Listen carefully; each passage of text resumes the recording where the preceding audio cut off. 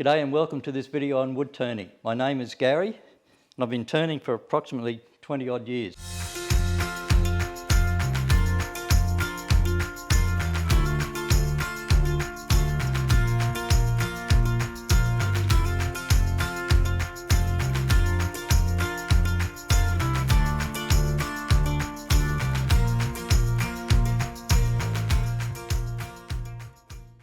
Always start it slow.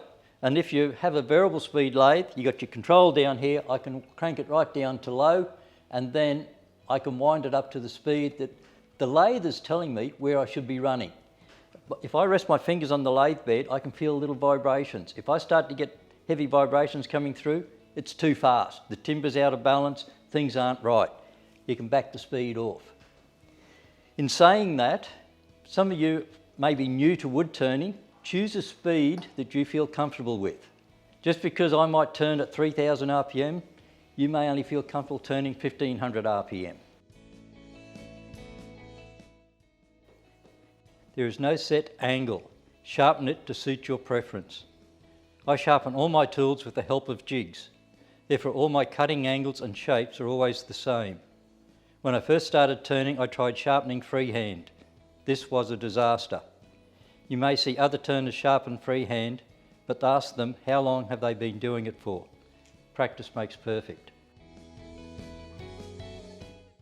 So what I have is all these cutting edges around here on the tool, and I can make good use of that simply by turning the lathe on, facing the direction I want to go, and I can turn the tool one way and I can come back the other.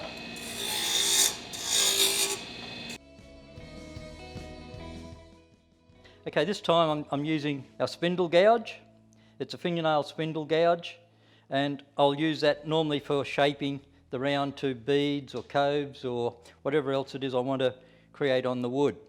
If I look at the gouge, there is 12 o'clock. I'm going to be cutting roughly at 11 o'clock. So it's on the bottom section of the tool, that's on the tool rest. Again, remember I'm locking the gouge into my hip, and I'm going to use that action. Anchor the tool.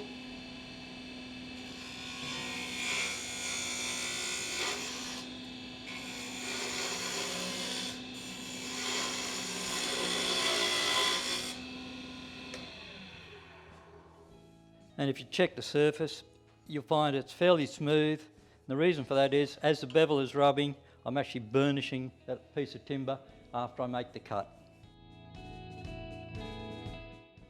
Some people have been breaking the tool, and I'll show you what I mean by that. Here's the handle and here's the tool. They're snapping it here at the tang.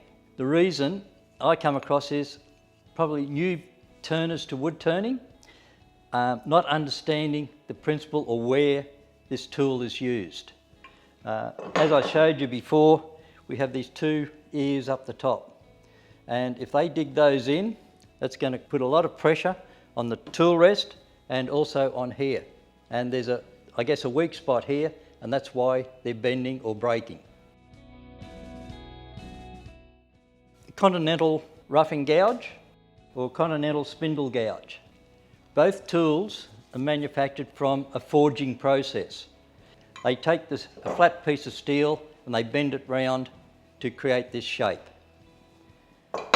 Other tools are machined, so they'll use a round bar, and with the round bar they actually mill out the centre of the tool. So an example, something similar to that, where they're milling that section out, and the tang is actually the round solid bar itself. So I always think of ABC. Anchor the tool, bring the bevel in contact with the wood, and then I raise the tool until I start to get the cut. But it's all about having fun at the lathe. Hold up. You want me to talk? Am I talking it through? No, only to yourself. We're not going to use the audio. Yeah. This is just a cut for showing your movement. Yeah. Okay. Go for it. Go on. He's dancing. So we've got the